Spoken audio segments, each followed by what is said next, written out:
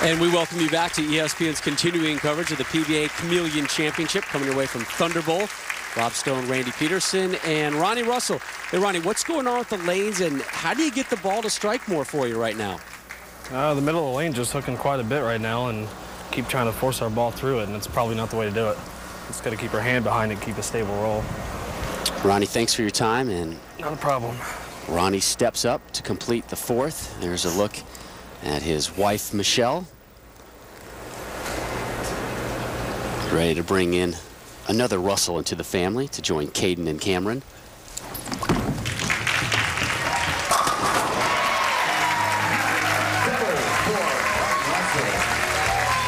Back-to-back jacks for Russell. Well, you heard him say it. Keep your hand behind it, hit your target, and execute. He did it perfectly there. Two ways to get to the pocket: the deep inside line of Sean Rash, the straight shot that Ronnie Russell is using. In any case, you better execute. Make it three. And Russell, after that commercial timeout, maybe has finally figured this one out. Yeah, and he's just taking his hand out of it, getting that ball to roll end over end. Watch this. Beautiful follow through right by his right ear. Hands behind it. That keeps the ball on line and keeps it from doing crazy things down the lane. So the lead now at 20 for Rash to step up, the winner of this match, to take on the winner of the Bill O'Neill Amleto Monicelli semifinal. Monicelli battling a forearm injury. Not sure yet if he's going to be able to compete. He's out and back warming up. And he finds his second strike. Well, he was reading Ronnie Russell's book. He just moved 10 boards to the right, changed balls, and went straighter. You know how I know this? Because you're extremely intelligent? That, plus I've got all of the information from CATS, provided to us by our good friends at the Kegel Training Center. It's telling me the exact boards, speed, a bunch of stuff. There's a bunch of information there, Rob. You tell me what you want to hear, I can give it to you. There you go right there. There's your CATS comparison.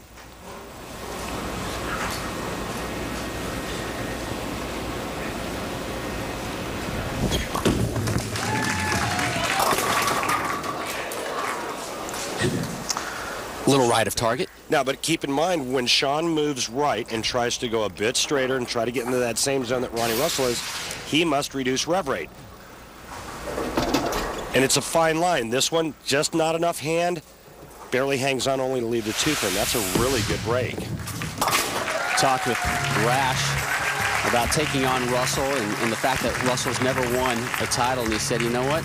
There might be a little bit more pressure on Ronnie. I got to kind of keep that pressure on him. Maybe that will work to my favor. Have we seen any pressure in Ronnie Russell's game yet? I think he's handled it pretty well. He goes 4-9 first frame, through the nose, second frame, three-bagger. Yeah. He's got a nice, comfortable 20-pin lead, can extend it to 30 with a strike here.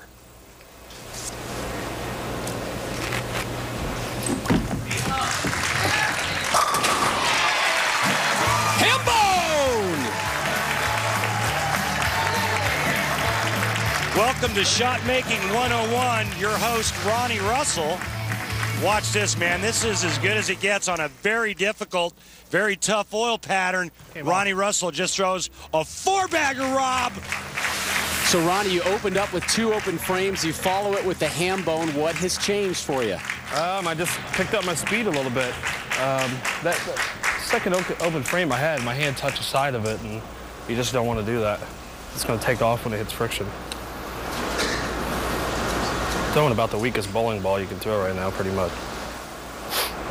Do you want me to explain to you what he just said? Please. Okay, well, when he gets around the side of it just a bit, which is what he did in the second frame, because there's so much friction, the ball's going to go sideways. The key is to roll it more end over end to keep the ball on line.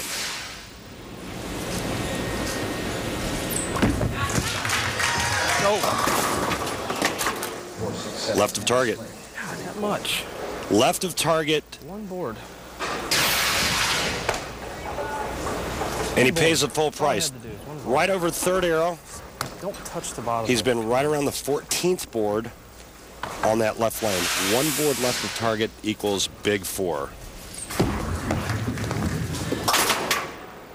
And 3 of the big 4 are left standing there in the 7th.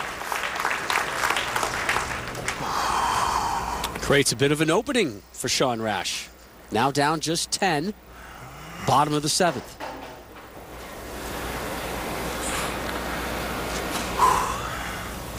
Little noise in the background.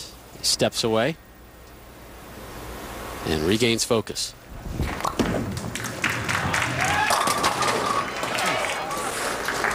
Woo, late drop of the 7 to spare him a 7-10 effort. Yeah, that's the last thing he wanted to look at was a pocket 7-10. He wanted that shot. It was a good shot, but now he's faced with a 10-pin.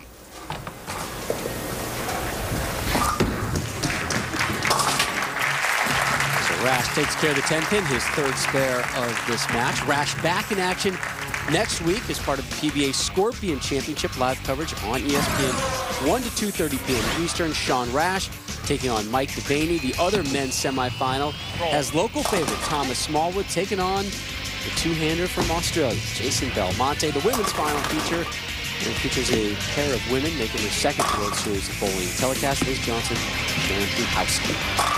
And then in 2 weeks, it's the PBA Shark Championship. Reigning PBA Player of the Year Wes Malott headlines it, taking on Michael Fagan, Jason Couch, Jack Jurek also there. The women's title, Carolyn Doran Ballard versus Kelly Kulick. Come on. Those are so 4 good shots. Come on. See the speed there, just a little fast at 21 miles an hour on that left lane. He's around 20 miles an hour with every shot on the right lane. And, you know, getting back to the scores and talking about the oil patterns,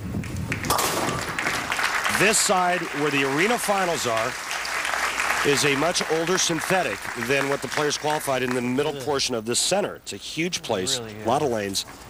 And all of the players have said the same thing. When they come over to the arena finals, the older synthetics, it's a much more worn surface, and they tend to hook 2 more arrows in the arena than they do in the rest of the center.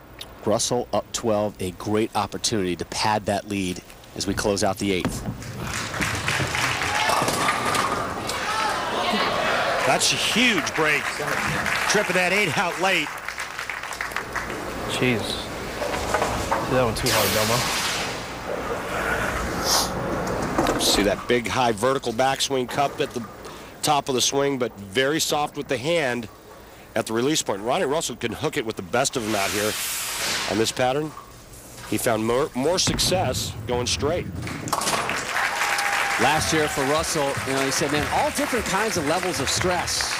You know, one part, not sure I had a job. The second part, I had a chance to win, you know, 2nd in Indianapolis last season, but he still considers it his breakout year. You know, I didn't get to full season as exempt last year and still made it. So that proved to me that I had what it took to be out here. Now I just need to take the next step and win.